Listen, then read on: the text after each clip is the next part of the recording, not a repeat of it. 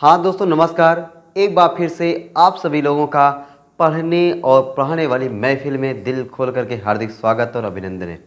तो दोस्तों आज हम लोग एक बहुत ही महत्वपूर्ण टॉपिक देखने वाले हैं और उस महत्वपूर्ण टॉपिक का नाम है कि कोई आवेश है और वह आवेश एक समान चुंबकीय क्षेत्र में गति कर रहा है, तो उस आवेश पर कितना बल लगेगा और उस बल को हम लोग क्या कहते हैं ना। तो आज की क्लास बहुत ही शानदार होने वाली है।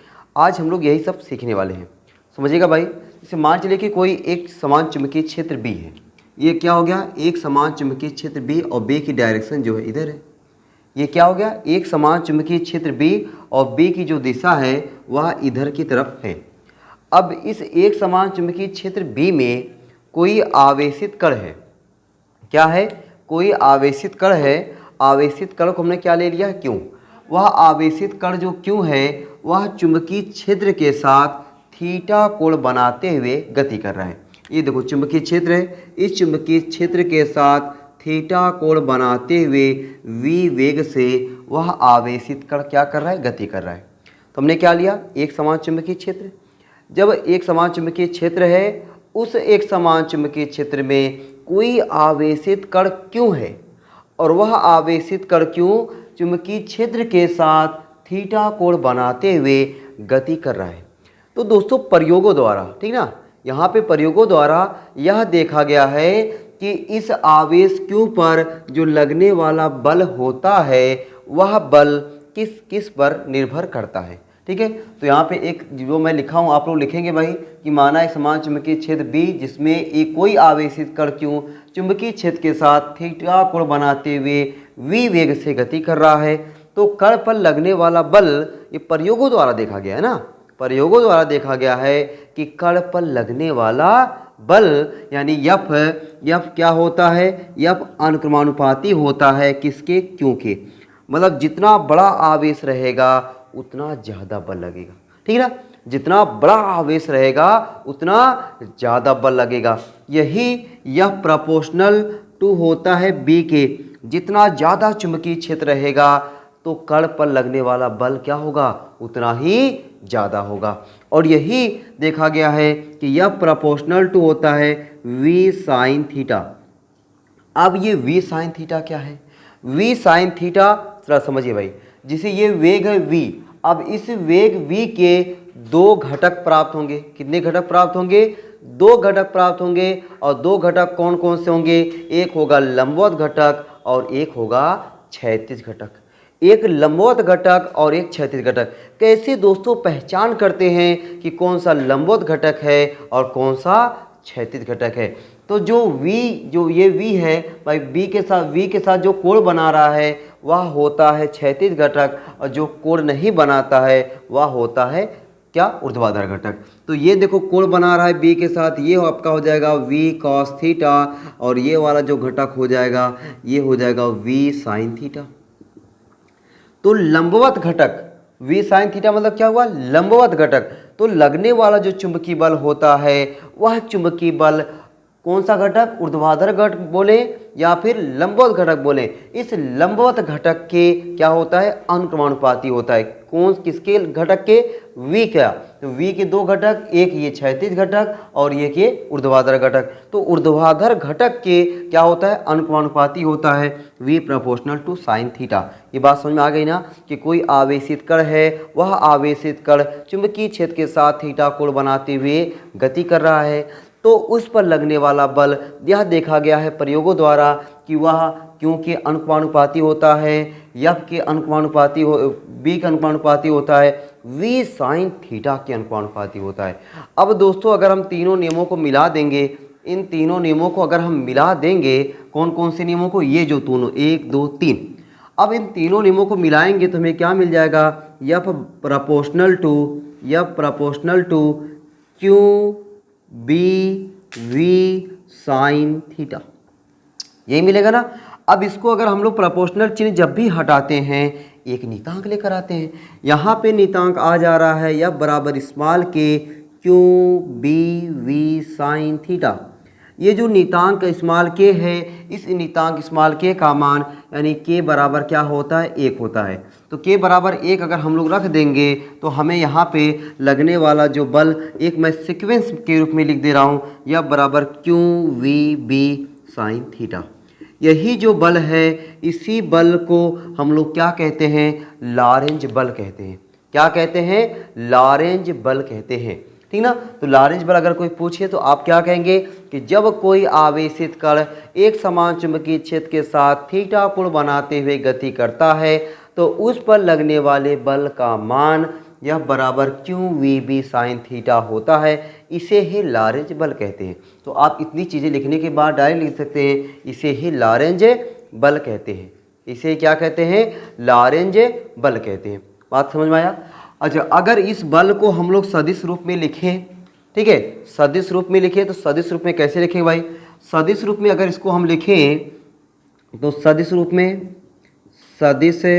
रूप में अगर हम इसे लिखें वेक्टर फॉर्म में तो क्या हो जाएगा, वेक्टर एफ बराबर Q vector V cross vector B. भाई आप पढ़े हो vector A cross vector B क्या होता है, आप पढ़े हो, क्या पढ़े हो कि vector A cross vector B बराबर होता है ए बी साइन थीटा। यही होता है ना, vector A cross vector B बराबर होता है ए बी साइन थीटा। तो यहाँ पे क्या है, वी बी साइन थीटा, तो हो जाएगा vector V cross vector B. तो सदिश रूप में समझ में आ गया ना कि सदिश रूप में क्या लिखेंगे, वेक्टर एफ बराबर Q vector V cross vector B. तो दोस्तों इतना आपको समझ में आ गया होगा कि ये एक समान चुंबकीय क्षेत्र में कोई आवेशित कण अगर गति कर रहा है तो, ठीक है, तो उस पर लगने वाले बल का सूत्र ये होता है। अब दोस्तों हम लोग देखते हैं कि अगर आवेशित कण जो गति कर रहा है, अगर चुंबकीय क्षेत्र की दिशा में गति करे या चुंबकीय क्षेत्र के विपरीत दिशा में गति करे या फिर चुंबकीय क्षेत्र के लंबवत गति करे तो उस पर लगने वाला बल का मान कितना होगा, उस पर लगने वाले बल का मान कितना होगा। आइए दोस्तों हम लोग पहले उसको समझ लेते हैं। तो इस चीज़ को हम लोग नोट पॉइंट में समझते हैं। तो नोट पॉइंट हम लोग का पहला हो जाएगा, ठीक है, कि जब आवेशित कण चुंबकीय क्षेत्र की दिशा में हो, ठीक ना। अब देखो भाई, इसको आप लोग केवल लिख सकते हो जब आवेशित कण चुंबकीय क्षेत्र की दिशा में हो। समझो भाई जरा। तो नोट पॉइंट हमारा पहला कि देखो ये हमारा क्या हुआ, चुंबकीय क्षेत्र बी की डायरेक्शन इधर है। जो आवेशित कण है, अगर आवेशित कण हमने क्या लिया, प्लस क्यों, वह प्लस क्यों वह चुंबकीय क्षेत्र की दिशा में गति करे ऐसे वी वेग से।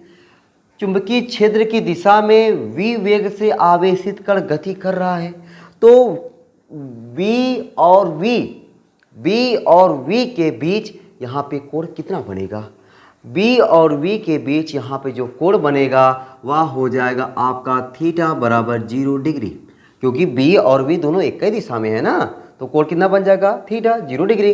तो अब यहाँ पे लगने वाला बल एफ बराबर क्यू वी बी साइन 0 अंश, और साइन 0 अंश का मान बच्चा जानता है कि 0 होता है। तो अगर ये 0 हो जाएगा तो यह बराबर क्या हो जाएगा, 0।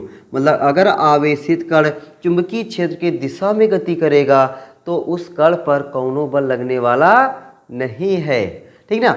वही अब नोट पॉइंट 2 देखते हैं कि अगर हमारा आवेशित कण चुंबकीय क्षेत्र के विपरीत दिशा में गति करे, ये हमारा हुआ चुंबकीय क्षेत्र बी, ठीक है, आवेशित कण हमारा जो है क्यू जो है वह इधर वी वेग से गति करेगा तो यहाँ पे थीटा कितना हो जाएगा, 180 डिग्री। बी है उधर, वी है इधर, कोण कितना बन गया, 180 डिग्री।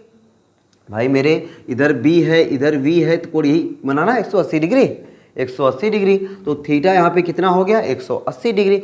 अब इस दशा में जो आवेशित कण है उस पर कितना बल लगेगा, उस पर लगने वाला जो बल हो जाएगा एफ बराबर क्यू वी बी साइन 180 अंश, और साइन 180 अंश का मान याद कर लो कि साइन 180 अंश का मान 0 होता है। साइन 180 अंश का मान 0 हो जाएगा तो यह बराबर क्या हो जाएगा, 0। मतलब अगर आवेशित कण चुंबकीय क्षेत्र की दिशा में या फिर चुंबकीय क्षेत्र के विपरीत दिशा में गति करेगा तो उस पर कोई बल लगने वाला नहीं है। ठीक है। अच्छा, अब तो 2 कंडीशन बन गया। अब तीसरा कंडीशन क्या बन जाएगा कि अगर आवेशित कण चुंबकीय क्षेत्र के लंबवत गति करे। देखो भाई, ये हुआ हमारा क्या, चुंबकीय क्षेत्र की दिशा, और ये है कि लंबवत इसके, ये देखो ये हुआ चुंबकीय क्षेत्र की दिशा, ये हुआ लंबवत। अब अगर आवेशित कण ऐसे गति करे, मतलब यहाँ पे कोण कितना बन जाएगा, एक 90 डिग्री लंबवत हो जाएगा।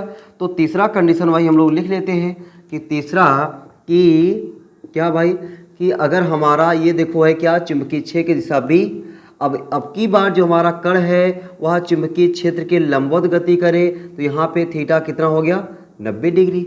जब थीटा 90 डिग्री हो जाएगा तो उस पर लगने वाला जो बल होगा वह हो जाएगा मैक्सिमम। तो उसको लिखेंगे एफ मैक्सिमम। क्या लिखेंगे, एफ मैक्सिमम।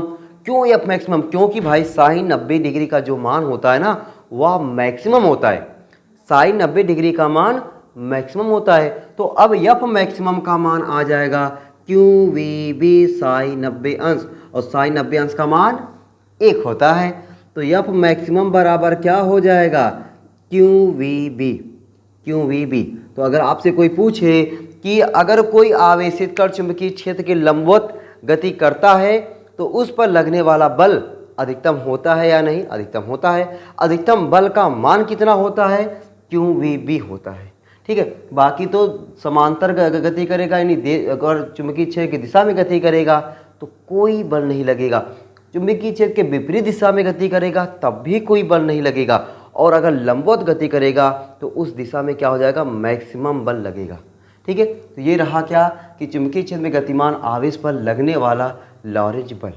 ठीक है, अब इसी की सहायता से हम लोग देखने वाले हैं कि कोई एक समान चुंबकीय क्षेत्र है और उसमें कोई धारावाही चालक रख दिया गया है, तो उस पर लगने वाले बल का सूत्र कैसे निकलने वाला है। तो पहले आप लोग इतना नोट करेंगे, फिर हम लोग उसको आगे समझते हैं। ठीक है, तो आप लोग भैया बढ़िया तरीके से एकदम नोट करो और नोट्स बढ़िया तरीके से बनाते चलो, ताकि जितना बढ़िया से आप नोट्स बनाए रहेंगे आपको पढ़ने में ना उतनी ही आसानी होने वाली है। ठीक है, तो ए टू जेड चीज़ें जितनी भी यहाँ पे बताई जाए, समझाई जाए, उसको आप लोग बढ़िया तरीके से नोट्स बनाते चले। ठीक ना, नोट कर लो भाई।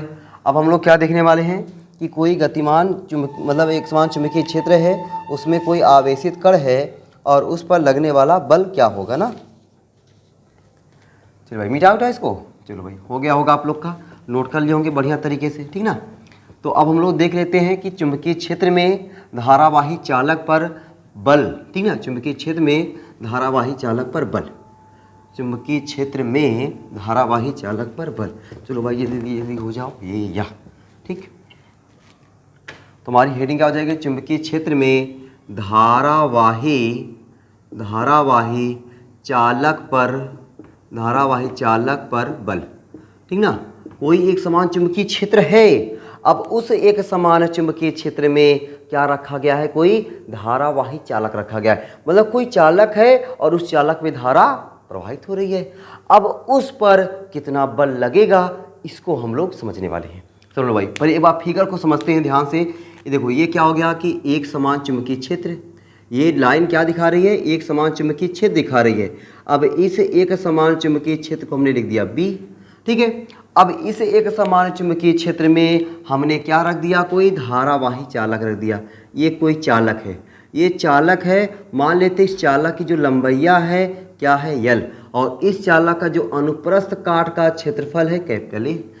जो चालक हमने रखा हुआ है, इस चालक की लंबाई है एल, अनुप्रस्थ काट का क्षेत्रफल है कैपिटल ए, और ये धारावाही चालक जो रखा गया है इसमें धारा ऐसे आई प्रवाहित हो रही है, और ये धारावाही चालक जो है चुंबकीय क्षेत्र के साथ थीटा कोण बनाते हुए रखा गया है।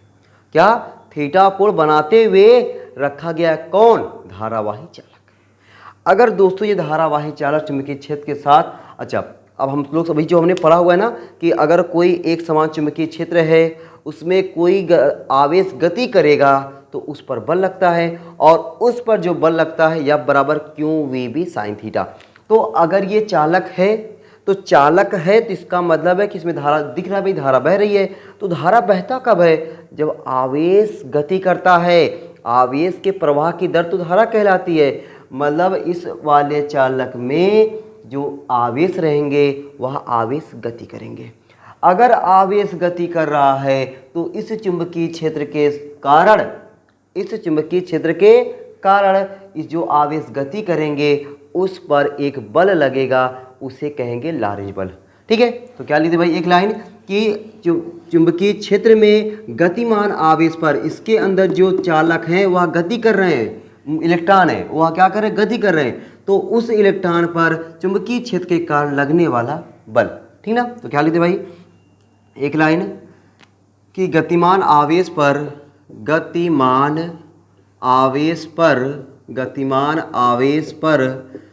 चुंबकीय क्षेत्र के कारण लगने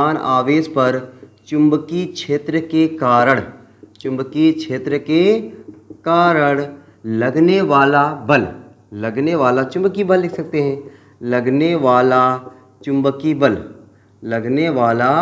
चुंबकीय बल। उस चुंबकीय बल का मान क्या हो जाएगा, F बराबर QVB साइन थीटा। अभी तो हमने यही तो सीखा है, F बराबर QVB साइन थीटा, यही तो अभी हम लोग सीखा हुआ है। तो ये क्या हुआ कि इस जो आवेश इसमें गति कर रहा है उस पर इस चुंबकीय क्षेत्र के कारण लगने वाला बल है ना। अब दोस्तों यहाँ पे हम लोग क्या देखने वाले हैं, ये जो चालक हमने लिया हुआ है इस चालक की लंबाई क्या है, L है। इसका अनुप्रस्थ काट का क्षेत्रफल क्या है, A है। तो अगर इस चालक में कितने मुक्त इलेक्ट्रॉन हो जाएंगे, इसको हमने पहले कभी बताया हुआ है, लेकिन आज फिर मैं एकदम जीरो लेवल से बता रहा हूँ आपको। तो हम मान लेते हैं जो चालक है उस चालक की एक लंबाई में, तो आप लोग भाई इसको शब्दों में लिखना चाहो शब्दों में लिख सकते हो, और अगर ऐसे समझ पा रहे हो तो ऐसे भी लिख सकते हो कि जो एक लंबाई में इलेक्ट्रॉनों की संख्या को हमने क्या मान लिया, n। जो ये चालक है उस चालक की एक लंबाई में इलेक्ट्रॉनों की संख्या क्या है, n है। तो इसका कुल आयतन कितना हुआ, कुल आयतन तो आप लोग निकालोगे ना, क्षेत्रफल गुणे लंबाई से कुल आयतन आ जाएगा। तो कुल आयतन यानी A गुणे L में इलेक्ट्रॉनों की संख्या,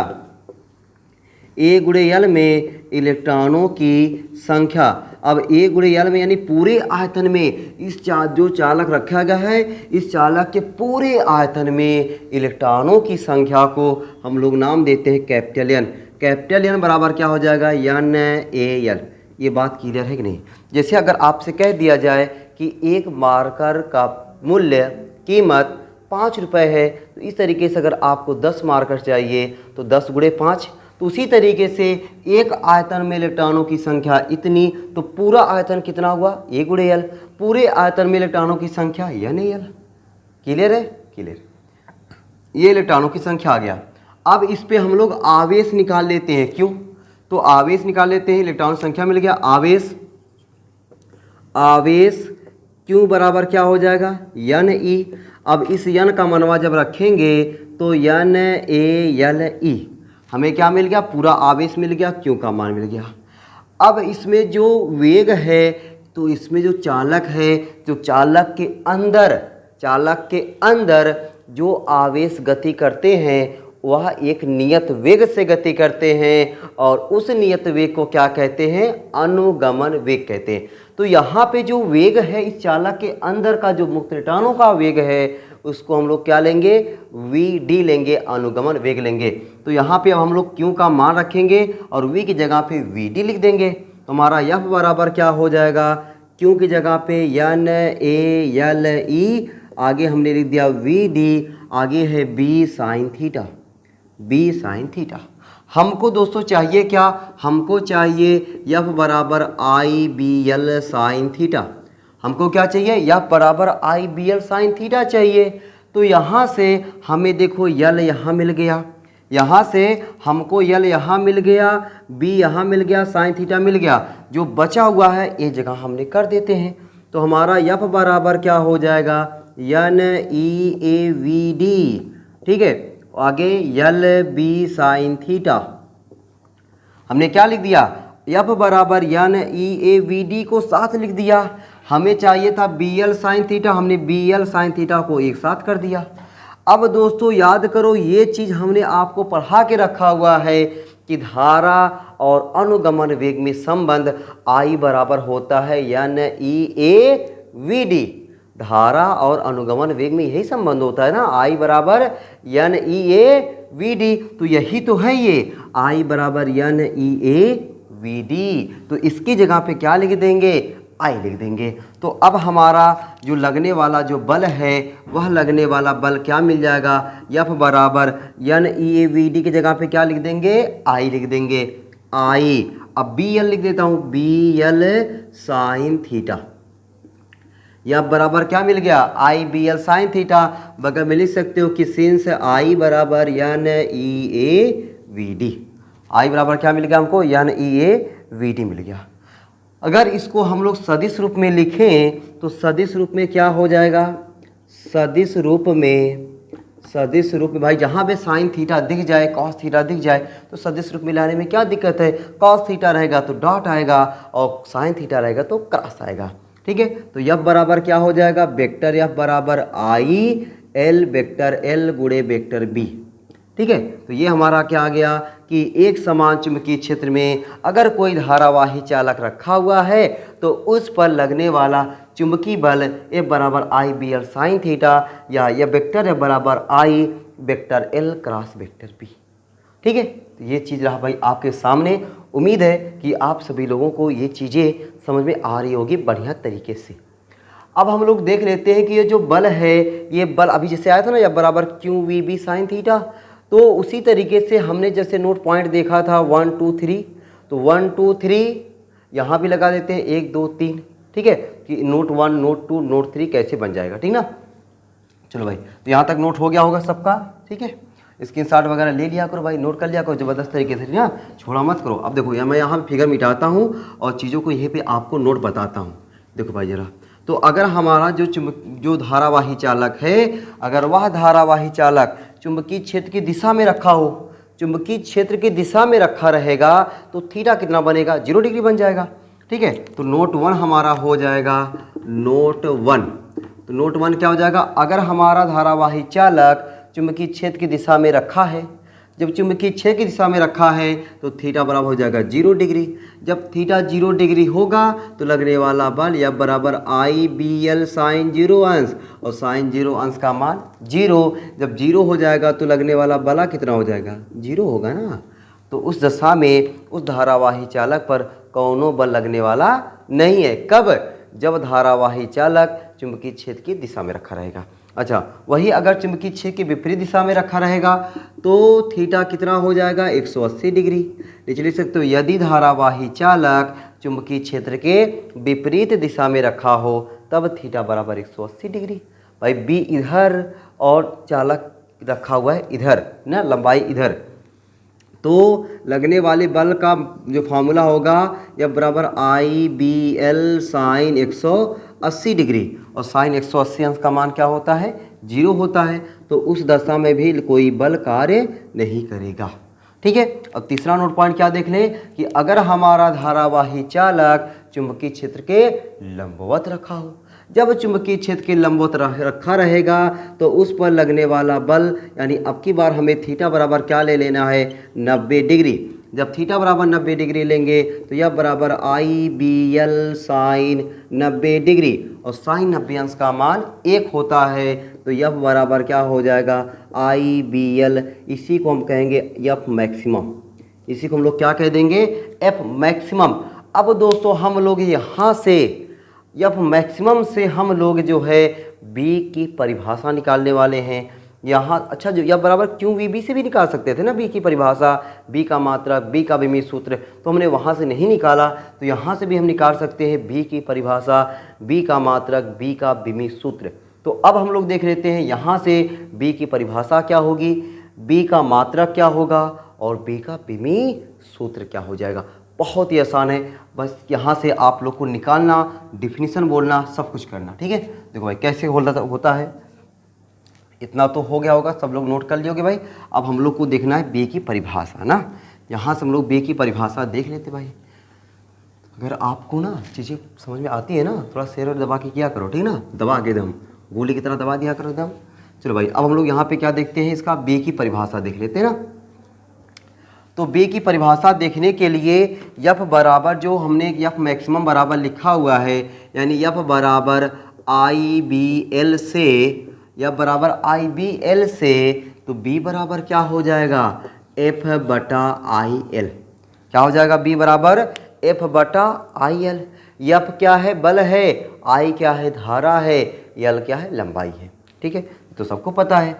तो यहाँ से अगर हम लोग मान लें कि यदि आई बराबर 1 एम्पियर, आई बराबर 1 एम्पियर और एल बराबर 1 मीटर मान लें, एल बराबर 1 मीटर मान लें, तो हमको बी बराबर क्या मिलेगा, एफ मिलेगा। बी बराबर क्या मिलेगा, एफ मिलेगा। अब यहीं से हम लोग डिफिनीशन को टपकाते हैं।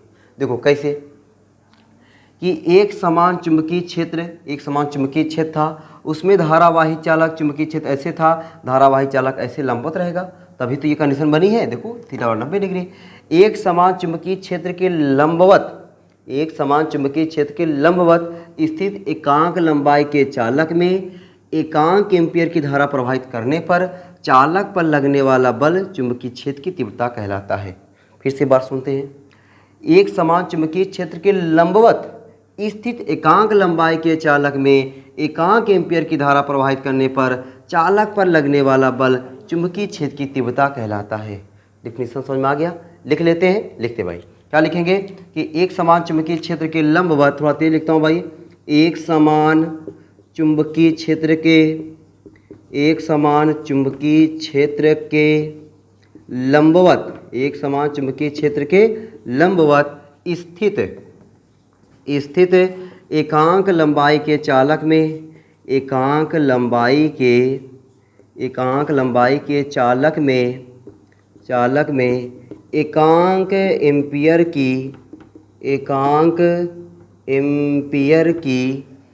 एकांक एम्पियर की धारा प्रवाहित करने पर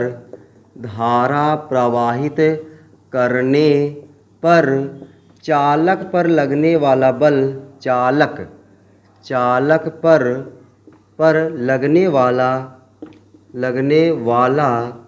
जो बल होता है, लगने वाला बल चुंबकीय क्षेत्र की तीव्रता कहलाता है।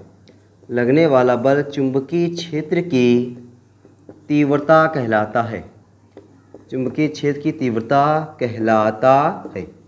ठीक है ना, तो हमने क्या बता दिया कि अगर एक समान चुंबकीय क्षेत्र के लंबवत कोई धारावाही चालक रखेंगे और वह 1 मीटर का हो और उसमें 1 एम्पियर की धारा प्रवाहित हो रही हो, तो उस पर लगने वाला जो बल होता है वही क्या कहलाता है, चुंबकीय क्षेत्र की तीव्रता कहलाता है। यहाँ पे हमने आपके लिए नोट कर दिया हुआ है ना, ताकि आप अच्छे तरीके से नोट कर सको।